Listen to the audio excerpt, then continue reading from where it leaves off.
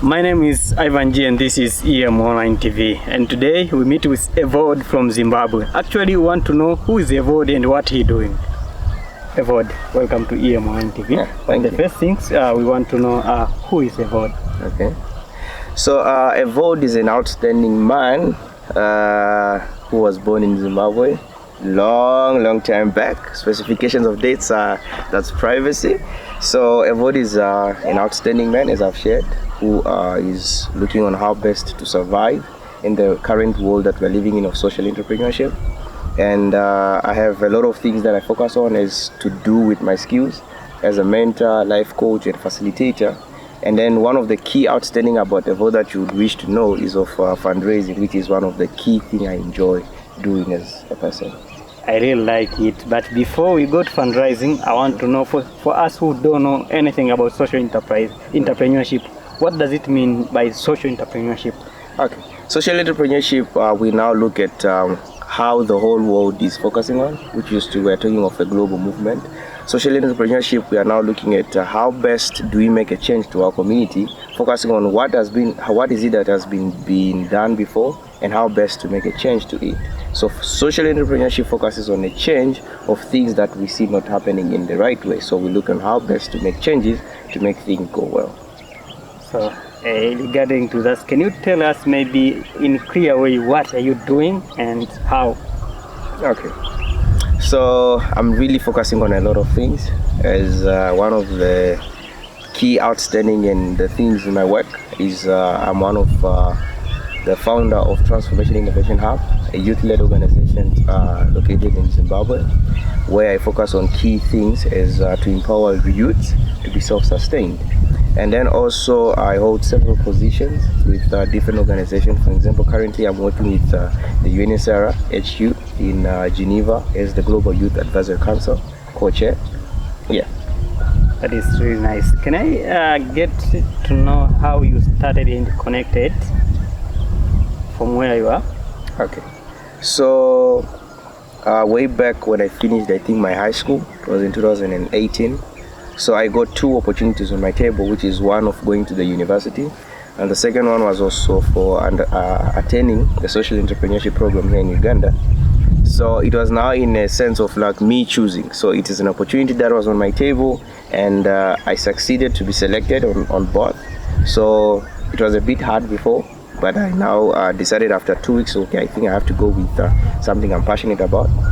So through the organization I've been working with, volunteering, which is UNHCR in Zimbabwe.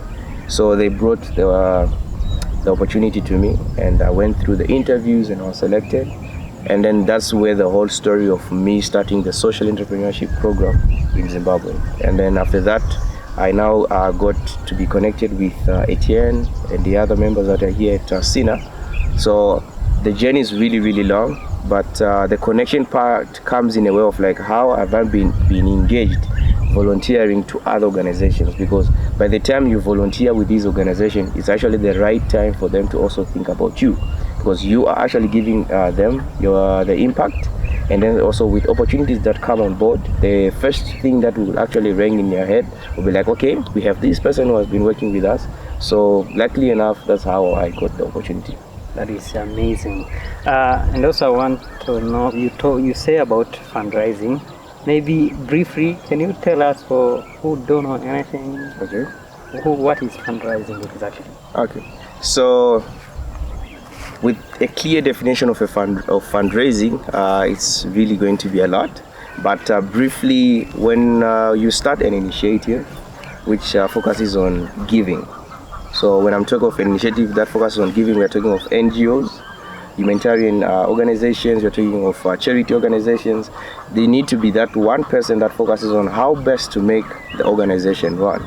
So fundraising, we look at people source funding or looking for resources outside so that the program can run. For an example, you might be having an organization and then you're in need of maybe things or food for people to have their refreshments when they're having programs.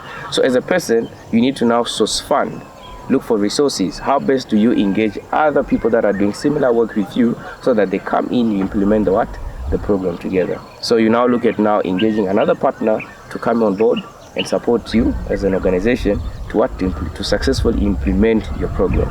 So fundraising also has different categories depending on how people have been impacted with knowledge and skills.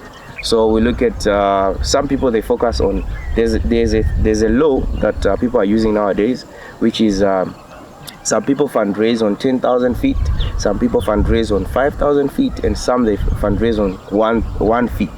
So you find that if you understand the system well, we are all impacted to fundraise on 5,000 feet, because by the time you bring your sharing on 5,000 feet, it's also easy to connect with the prospects, which we call potential donors, to connect with you and support your initiative. Yeah, I can say shortly for what I understand. When you tell me about fundraising, you mean that fundraising is not begging money? Yes, it's not begging for money. Yeah, that is nice. Yeah. So if you find someone, he come to you and they say that I didn't maybe eat this afternoon and I asked money, what will you reply? Okay, so for me, if I'm to be the one in that situation, first I would love to ask specific questions, like to have an overview why you didn't get money for food.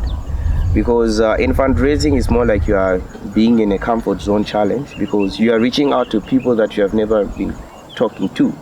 But it all goes with how best do you connect to these people and get supported. So for an example, if a person comes to me in that way, I'll first understand, just briefly what happened, what I've been, because I have to be connected to that person. It's not about just dishing out money, which is the same in fundraising, but it's all about, do we connect? And then for sure, if someone is in need, I would have to come in with, we are all human beings, and support.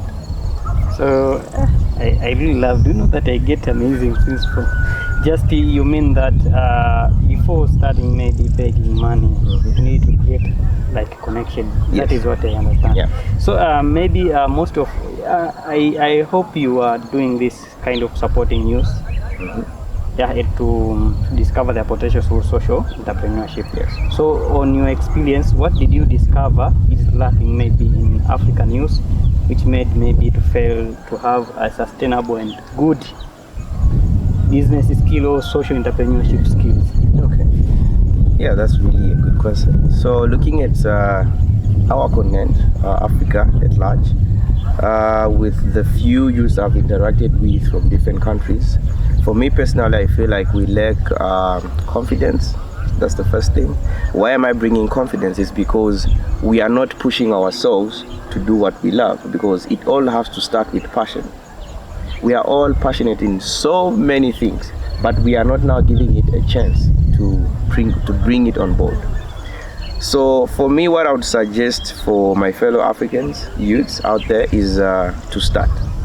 No matter how scary your idea is, no matter how you think the work that you want to do, for me, I would suggest first you start, because we all in the learning process. Because without you pushing yourself to start, you'll never learn and you'll never bring out anything. So the one thing we lack in Africa is confidence for us to get started, because we always have the fear of saying that people would say this, would say blah, and people will always judge. But how best do we get started?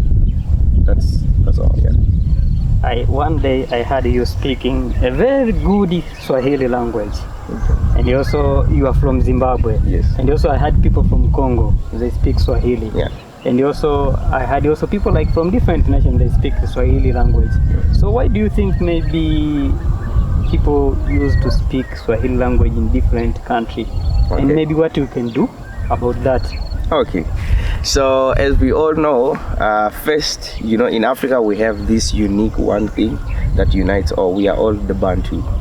Like you find in every language being spoken out there, there's just that one thing that resonates with other people's language. But now specifically to Swahili, okay, the Swahili that I speak is not that perfect, like the one we hear, Swahili Bora. Can you speak a little like Yohana sentence? Okay, the Swahili that I have, okay. So kwa gisi mimi niko hapa, unajikutana tunaishi mahali tofauti, ila kuna kitu kimoja ambacho kinatukutanisha sisi wote. So you find that we always have that one thing, and because of people doing different things, businesses, people are focusing on different things all over Africa. So you find the transition of people going to these countries, you find people being connected to these people, and at the same time you're also being pushed to learn the language. Otherwise, for me, it was easy because I have a lot of friends that are from DRC that I've been interacting with, and that's how I got to learn Swahili. It is possible we can make a global movement of spreading Swahili in Africa? Yes, why not? Are you maybe from Zimbabwe, so you are a bit proud of Swahili? Yes. Yeah. Because you find that the other times I'll be having a conversation with some of my friends in Zimbabwe. They'll be like, oh man, I think I need also to learn that language. And I'll be like, yeah, it's easy. Because some of the words they mingle. You find there's this word that is meaning this, but some other words they don't mingle. But you find some is a vulgar to them and some means the other thing, the other way around. Yeah. I really love it. Maybe lastly and shortly you can say, to give any advice maybe for the youth who give up on the street. Maybe he was finished university but he failed to get a job. Maybe he failed to enter to university because of school fees, and maybe he failed to go to school because of connection. Maybe anything it can inspire. Okay, so for me, I always have this one vision that I always share with people, my friends, family, like everyone close to me and people out there. Is that yes, we all need hope, but the one thing we need more than hope is action, because once we start to act, hope is everywhere. So that's the only thing, my message I would wish to share with my fellow youths, to take seriousness into that, and for sure if they really dig deep into that statement, they will get all answers of the questions that they have been having. Thank you so much. I'm so happy today to get a chance to meet with one of the African geniuses who try to support youth to unleash their potential through social entrepreneurship. One of the important things which I get from him is fundraising, and what I learning, fundraising is not a begging money. There is a one statement which says that ask money you can get advice, or ask advice you can get money. Yeah. My name is Ivan G and this is EM Online TV. Please don't forget to subscribe, share and like. Thank you.